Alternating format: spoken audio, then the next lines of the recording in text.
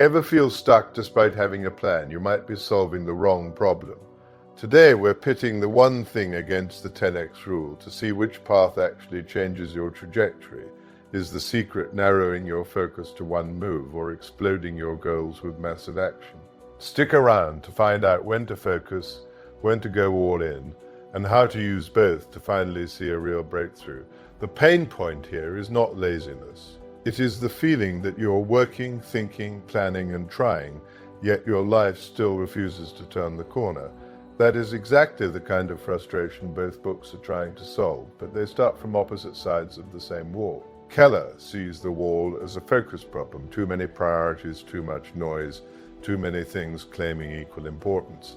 Cardone sees the wall as an action problem, too much hesitation, too little intensity, too much comfort, and too much acceptance of average results. That difference matters because if you diagnose the problem wrong, you use the wrong cure. If you think you need a better plan when you really need more action, you stall.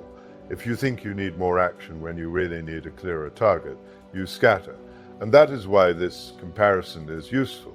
A breakthrough is not just about wanting change, it is about knowing what kind of change you actually need to trigger it. Gary Keller's book starts from a simple but uncomfortable truth. Not all tasks matter equally. The world constantly pulls you toward the urgent, the loud, the messy, and the obvious. But Keller keeps warning that extraordinary results come from identifying the one thing that matters most and putting your energy there. He builds that idea with the story of the domino effect. One domino can knock over another, and that second one can knock over the next, building into something much bigger than the first push looked capable of creating. The lesson is clear. The right first move is not just helpful, it can make the rest of the path easier or even unnecessary. That is why the book's famous focusing question is so useful. What's the one thing you can do such that by doing it, everything else would be easier or unnecessary? This is not just a productivity trick. It is a decision-making weapon. For a viewer chasing a breakthrough, this changes the game. Instead of asking, what should I do today? You ask, what action would actually move the whole situation? That one question cuts through clutter, fear, and busy work. Right way, you are trying to grow a career, and instead of trying to improve everything at once, you identify the skill, relationship, or project that will have the highest leverage. You protect time for it, even if that means saying no to several other things. The result is slower looking at first, but far more powerful over time. Wrong way, you try to improve everything at once because everything feels important. You end up with half-finished goals, thin attention, and the feeling that your days are full, but your life is not moving. That is exactly the kind of trap Keller is trying to pull you out of. Keller also makes an important point that helps the reader immediately. Focus is not just about work, it is about your whole life, because chasing too many things can wreck your health, your relationships, your rest, and your mental clarity. In other words, the book is not worshipping productivity for its own sake. It is trying to create better results with less chaos. That makes the first book especially useful for people who are overloaded, distracted, and mentally spread thin. If you cannot tell what matters most, the answer is not to do more. The answer is to choose better. Grant Cardone comes at the problem with a very different tone. His book says that the main reason people stay average is that they set goals too low and take too little action. If you want extraordinary results, he argues, you need extraordinary levels of effort, persistence, and urgency. Cardone is brutally direct about this. Normal levels of action produce normal levels of results. If you only work at the level that feels reasonable, you will probably end up with a reasonable life, and that is exactly what his book wants to prevent. That is why his philosophy is so useful for people who know what to do, but keep delaying it. He is not trying to make you more contemplative. He is trying to make you harder to stop. He wants you to set goals so big that they demand a bigger identity from you. Right way, you stop waiting for perfect conditions and start moving with a level of effort that creates momentum. You increase the number of calls, applications, pitches, posts, practice reps, or outreach attempts until your environment has no choice but to respond. The point is not random motion. The point is, enough motion to break resistance. Wrong way, you make a comfortable plan, take a few cautious steps, and expect the world to reward that modest effort with an extraordinary outcome. Cardone's whole book is designed to destroy that fantasy. He is also very strict about responsibility. He treats success as a duty, obligation, and responsibility, not as a bonus or luxury. That makes the book especially useful for viewers who fall into blame, victim thinking, or passive hope. The practical upside of Cardone's view is urgency. It can push you past fear, hesitation, and self-protection. If you have been underestimating what it takes to get noticed, to get paid, or get traction, this book forces a correction. The two books sound similar at first because both reject average effort, but once you look closer, the differences are significant. Keller says the main danger is dilution. Cardone says the main danger is under-execution. Keller wants you to become selective. Cardone wants you to become relentless. Keller wants your calendar to reflect the real priority. Cardone wants your ambition and work rate to exceed what feels normal. That means they solve different failure modes. If you are overwhelmed, Keller is the better first move. If you are timid, Cardone is the better first move. If you are both overwhelmed and timid, then you probably need both at the same time. A lot of people think a breakthrough comes from motivation. These books suggest something sharper. A breakthrough comes from reducing the noise around the right target, then attacking that target at a level strong enough to create movement. That is why a viewer should not treat these books as duplicates. They are complementary tools that work best when used in sequence. One helps you choose the lever, the other helps you pull it hard enough. Keller keeps proving his idea through examples of one shaping success. One person can matter enormously, like a mentor, partner, manager, or key supporter who changes the direction of a life or business. One passion can turn into one skill, and one skill can become one profession. One product or service can define an entire company. That pattern matters because it shows how breakthrough often starts small, not broad. Walt Disney had one person in Roy, Bill Gates had one person in Paul Allen, and many great businesses grew by finding the one thing they were best known for or most profitable at. The lesson is not that everything else is worthless. The lesson is that one thing often creates the rest. Cardone uses a different style of example. He keeps pointing to people who succeeded because they refused to accept low expectations or passive effort.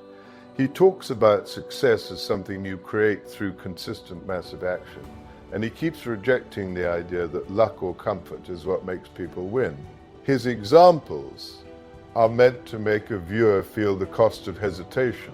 If Colonel Sanders had stopped after a few rejections, if Stallone had quit after writing Under Pressure, if people had accepted failure as final, then the result would have been nothing. The point is not just persistence. It is persistence at a scale big enough to force a breakthrough. So one book teaches you to look for the first dominant cause, while the other teaches you to keep pressing until the result appears. That is a useful tension because many people need both wisdoms at once. Take someone trying to grow a business, a channel, or a career. If they apply Keller badly, they spend all day deciding what the one thing is and never actually do it. That turns focus into procrastination dressed up as wisdom. If they apply Cardone badly, they try to brute force growth without identifying what matters most. That turns ambition into wasted energy. They may work hard, but hard work aimed at the wrong thing is still a dead end. Right use of Keller means you choose the one move that creates leverage. Right use of Cardone means you throw enough action at that move to create momentum, visibility, and real-world pressure. That contrast becomes even clearer when you think about confidence. Keller can reduce anxiety because one clear priority is easier to carry than 10 competing priorities. Cardone can reduce fear because huge action leaves less room for hesitation and self-doubt. One gives you clarity, the other gives you force. This is where the scripture becomes practical for the viewer. If you are paralyzed by too many options, narrow first. If you are already clear but still not moving, increase the action until your fear is no longer in charge. Imagine you feel stuck in your work. You have talent, but you are not getting the result you expect. You are busy, but you are not breakthrough level productive. Using Keller's method, you would stop and ask what the lead domino is. Maybe it is one skill that makes you far more valuable. Maybe it is one relationship that opens the next stage. Maybe it is one system, one offer, or one habit that creates the most leverage. Once you know it, you build your attention around it and stop pretending all tasks deserve equal time. Using Cardone's method, you would then make that goal large enough to force action and then attack it with volume. You would stop operating like a person who hopes things work out and start behaving like someone who expects to earn the result through repeated effort. Now compare the outcomes. The Keller path is more likely to save your energy, improve your decision-making, and keep you from chasing fake priorities. The Cardone path is more likely to break inertia, push you through fear, and make your effort loud enough to generate opportunities.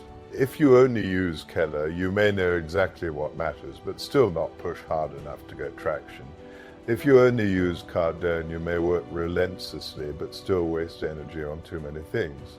The strongest breakthrough comes when focus selects the target and massive action powers the strike. First, use Keller's question on your biggest frustration right now. Do not ask what is possible in general. Ask what one thing would make the biggest difference if you completed it this week. That turns vague stress into a concrete target. Second, once that target is clear, use Cardone's standard to check your effort honestly. If you would be embarrassed to call your current effort massive, then it is probably not enough for the breakthrough you want. Third, cut distractions that are competing with the goal. Keller is strong on the idea that saying yes to one important thing often means saying no to several lesser things. That is not a loss. It is how you create space for the result you actually want. Fourth, stop treating your success as optional. Cardone's book is useful here because it reframes success as responsibility. If you truly believe your future matters, then your effort should show it.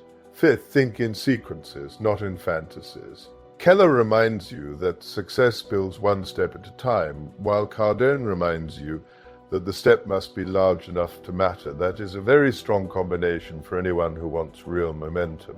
Sixth, do not confuse being busy with being effective. Keller warns against a long list with no strategy, and Cardone warns against average effort that never produces standout results. Together, they destroy the excuse that trying is enough. The strongest conclusion is not that one book defeats the other. It is that each one solves a different half of the breakthrough problem. Keller tells you how to choose the right battle, and Cardone tells you how to fight it hard enough to win. So if you are asking which approach is more practical for triggering a life-changing breakthrough, the answer is this. Use the one thing to find the lever, then use the 10x rule to apply the force. Without the first, your effort is scattered. Without the second, your clarity stays trapped on paper. That is the real takeaway for the viewer. Focus creates direction. Massive action creates motion. The breakthrough happens when both show up in the same life at the same time.